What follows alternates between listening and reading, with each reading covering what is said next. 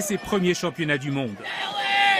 À 19 ans, elle rêvait de podium, de médailles, mais elle a triché. Ce jour-là, Femke van den Drieche voit ses rêves de victoire s'écrouler. Dans son vélo, les juges découvrent alors un moteur. Premier cas avéré de dopage technologique. C'était ses premiers championnats du monde, les derniers aussi, de la jeune championne belge. Pour voir ce fameux moteur... C'est long à préparer ? Regardez, c'est très simple.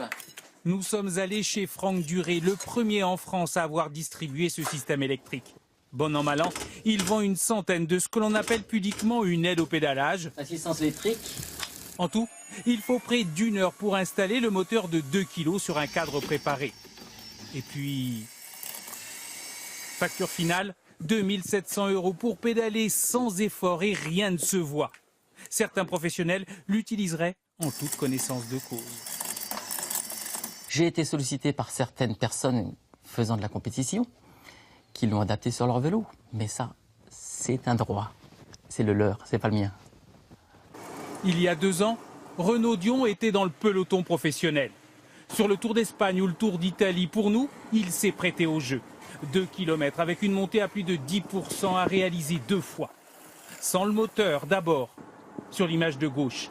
Puis avec l'assistance électrique ensuite à droite de l'écran. Résultat, 30 secondes de différence, un gouffre. Sur un col de 10 km, voire un petit peu plus, on voit vite que ça peut prendre 1 minute 50, voire presque 2 minutes. Donc dans le très haut niveau, c'est les détails qui font la performance. Donc ce détail-là, il est pas mineur, il est vraiment significatif. Et je vous propose d'applaudir l'équipe. Bienvenue sur la classique Loire-Atlantique.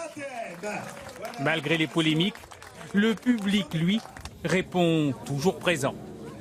Quant aux coureurs, eux, même s'ils sont dans l'ensemble plutôt fatalistes, ils rêvent toujours de jours meilleurs. Peut-être qu'on nous a volé des victoires par le passé ou des places, mais il faut regarder de l'avant. Je pense que c'est un problème aussi scandaleux soit-il, qui est beaucoup moins compliqué à éradiquer que le dopage classique. Le départ dans 5 minutes. Regarder de l'avant, c'est l'ambition du peloton.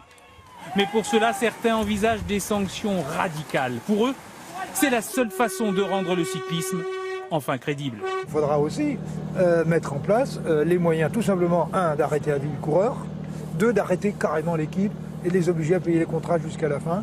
Vous verrez que ça ira beaucoup mieux parce que j'ai quand même du mal à penser qu'un coureur seul puisse mettre en place ce genre de processus. Taper les fraudeurs là où ça fait mal, au portefeuille.